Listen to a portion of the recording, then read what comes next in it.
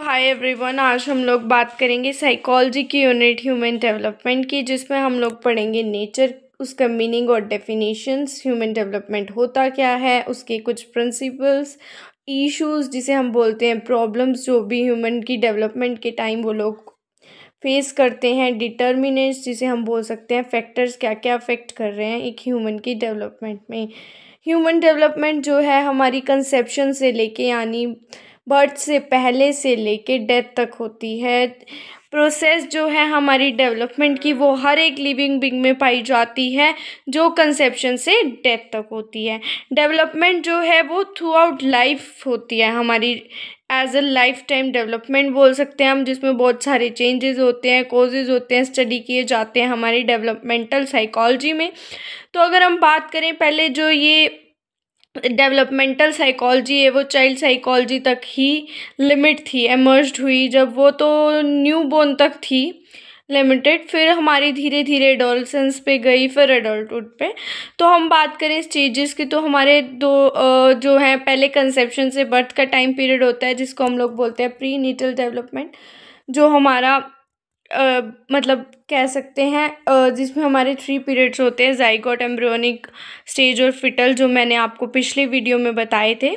फिर हमारी बात हो जाती है बर्थ के बाद से लेके एंड ऑफ द लाइफ तक, डेथ तक, जिसको हम बोलते हैं पोस्ट नेटल डेवलपमेंट, जिसमें हमारे होते हैं इन्फेंसी को हम बोलते हैं बेबीहुड या नियोनेट, जो हमारे बर्थ से लेके 2 साल तक का टाइम पीरियड होता है। फिर चाइल्डहुड में हमारा अर्ली, मिडल, लेट 3 से 14 साल तक।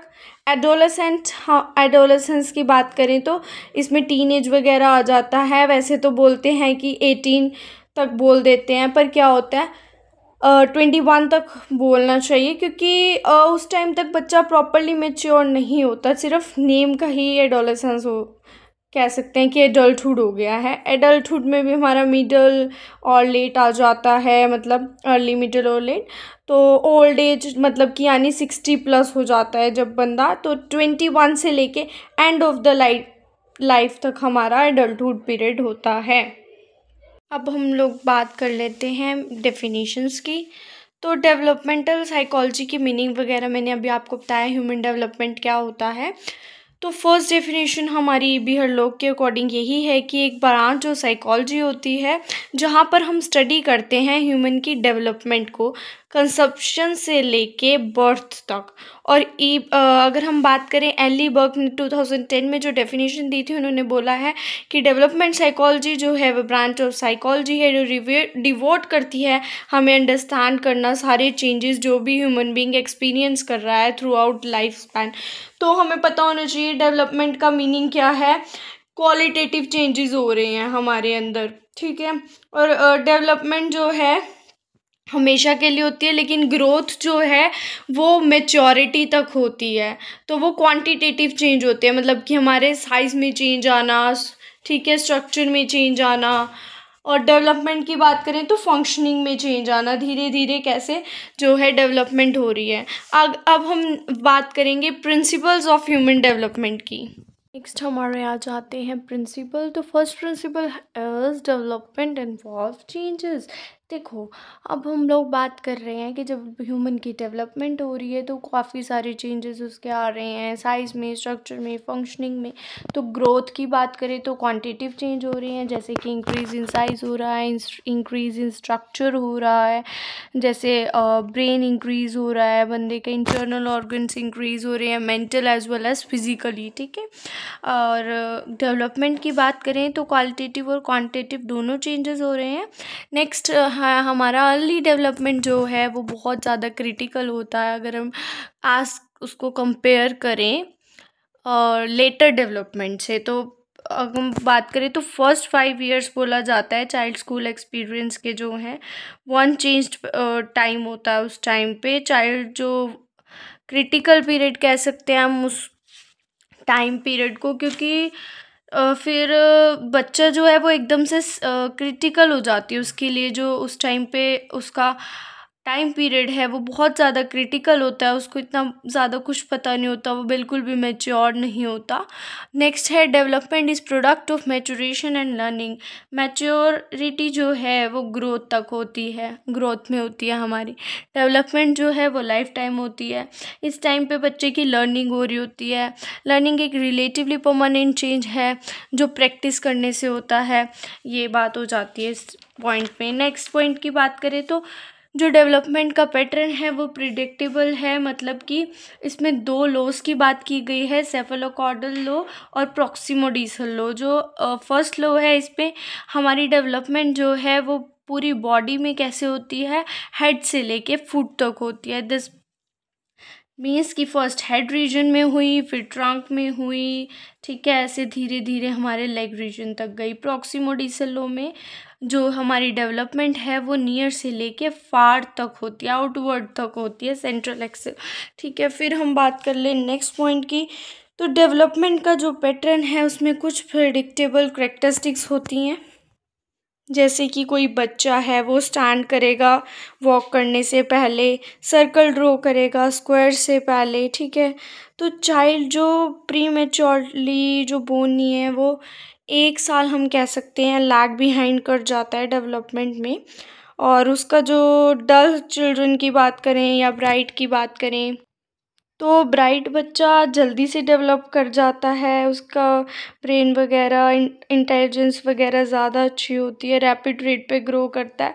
बल्कि डल स्टूडेंट जो है वो एक स्लोअर रेट पे जो है ग्रो होता है या डेवलप करता है। फिर बात कर लेते हैं इंडिविजुअल डिफरेंस होते हैं हमारी जब डेवलपमेंट हो रही होती है, ये हमारा नेक्स्ट पॉइंट आ जाता है। तो इसमें भी यही है कि इंडिविजुअल के इंटरनल और बहुत सारी एक्सटर्नल कुछ कंडीशंस होती हैं। फिज़िकल डेवलपमेंट डिपेंड करेगी हमारे इन्वायरमेंट फैक्टर्स पे, हमारे जर्नल फैक्टर्स पे, ठीक है। इंटेलेक्चुअल डेवलपमेंट होगी, पर्सनालिटी, जेनेटिक फैक्टर्स वगैरह ये सब इफ़ेक्ट करते हैं।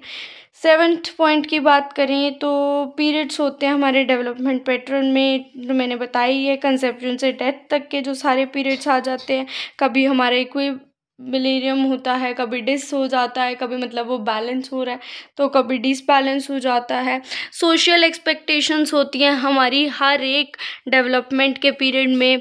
अब हर एक एज का बंदा जो है वो अवेयर होता है कि उसको पता होता है कि पीपल उसको क्या कहना चाह रहे हैं, क्या कह रहे हैं, जो भी है अचीवमेंट्स वगैरह की बात हो जाती है इसमें। फिर आता है हर एक डेवलपमेंट जो है उसमें हर एक एरिया में कुछ पोटेंशियल हज़ार्ड्स होते हैं, तो इसके लिए पेरेंट्स और टीचर्स जो हैं वो रेडी होने चाहिए, कॉजेज़ को कॉप कर लें ताकि वो, और अगर वो अपने बच्चों के लिए रिस्पॉन्सिबल नहीं है, उनका एक्सीडेंट हो जाता है या कुछ, तो उनको अवेयर होना चाहिए, स्कूल्स में भेजना चाहिए, डे केयर सेंटर्स में भेज सकते हैं, सुपरविजन जहाँ पे बच्चे को प्रोवाइड की जाए। हैप्पीनेस वेरी करती है डिफरेंट पीरियड्स पे। हर एक, जैसे चाइल्डहुड की बात करें तो उस टाइम पे बच्चा केयर फ्री होता है, ज़्यादा हैप्पी होता है, तो हर एक उस पर हमारी जो हैप्पीनेस है वो चेंज मतलब होता रहता है, ठीक है। अब हम लोग बात करेंगे इश्यूज़ और प्रॉब्लम्स की। ह्यूमन के डेवलपमेंट के टाइम पे बहुत सारे इश्यूज़ और पॉवर्टीज़ होते हैं, जैसे पॉवर्टी होगी, करप्शन हो गया, वायलेंस हो गया। एनवायरनमेंट पोल्यूशन में जैसे हम लोग बोल सकते हैं कि बहुत ज़्यादा पोल्यूशन है, उस वजह से जो ह्यूमन की डेवलपमेंट अच्छे से नहीं हो पा रही, उस कारण उसको काफ़ी सारे हेल्थ इश्यूज़ हो रहे हैं। अब देखो सबसे मेन पॉइंट आ जाता है पॉवर्टी। पॉवर्टी क्या है? पॉवर्टी मतलब गरीबी आ रही है, बहुत ज़्यादा लोगों के पास पैसे नहीं है तो उनकी बेसिक नीड्स पूरी नहीं होंगी, उनको एजुकेशन नहीं मिलेगी, करप्शन होगी, अगर वॉर हो रहे हैं कहीं पे भी, टेररिज्म हो रहा है तो ह्यूमन डेवलपमेंट में इशू होगा, ठीक है। जेंडर इनइक्वालिटी, लड़कों को अच्छे से पूछ रहे हैं लेकिन लड़कियों को पूछा नहीं जा रहा, वो चीज़ देख सकते हैं हम। सोशल इश्यूज़ हो सकते हैं, सोशल रिलेशनशिप अच्छे ना हो बंदे के, हेल्थ इश्यूज़ हो सकते, डिसीज़ हो सकती हैं। इस ऑलमोस्ट जो है पॉवर्टी ही हमारा मेन जो इशू है। माल न्यूट्रिशन, हमें प्रॉपर न्यूट्रिएंट्स नहीं मिल रहे, हमें प्रॉपर कार्ब्स, बैलेंस डाइट नहीं मिल रही, प्रॉपर मिनरल्स हो गई, ये सब, ठीक है। अब हम लोग बात कर लेते हैं डिटर्मिनेंट्स या फैक्टर्स जो अफेक्ट कर रहे हैं।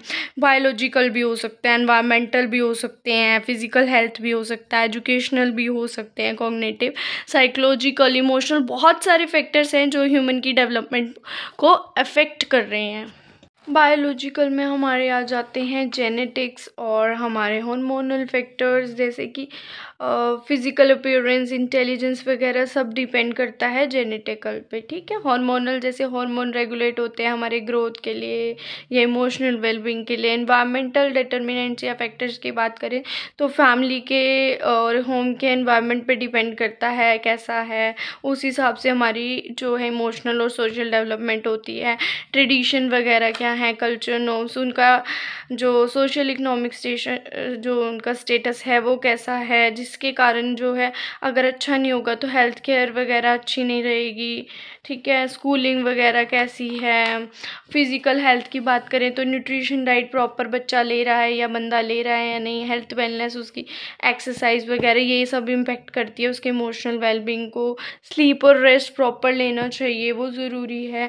एजुकेशनल की बात करें तो एजुकेशन की क्वालिटी, एजुकेशन अपॉर्चुनिटीज़ कैसी हैं, कि या उसको प्रॉपर ट्रेनिंग मिल पा रही है या नहीं, ये सारा डिपेंड करता है डेवलपमेंट में। साइकोलॉजिकल इमोशनल की बात करें तो उसकी मेंटल हेल्थ अच्छी होनी चाहिए, तभी उसकी स्किल्स अच्छी होंगी, उसका ओवरऑल डेवलपमेंट अच्छा होगा। सेल्फ एस्टीम वगैरह आ जाता है इसमें, पॉजिटिव कॉन्फिडेंस होना चाहिए हमारे अंदर, ताकि हमारे जो सोशल सपोर्ट नेटवर्क्स हैं वो भी अच्छे हों, कनेक्शंस अच्छे रहें लोगों के साथ। तो ये था हमारा पूरा यूनिट ह्यूमन डेवलपमेंट, जिसमें हमने बात की नेचर की, प्रिंसिपल्स की, प्रॉब्लम्स इश्यूज़ की और डिटर्मिनेंट्स की। तो thank you everyone for watching my video. Please like my video, share my channel and subscribe my channel. Thank you for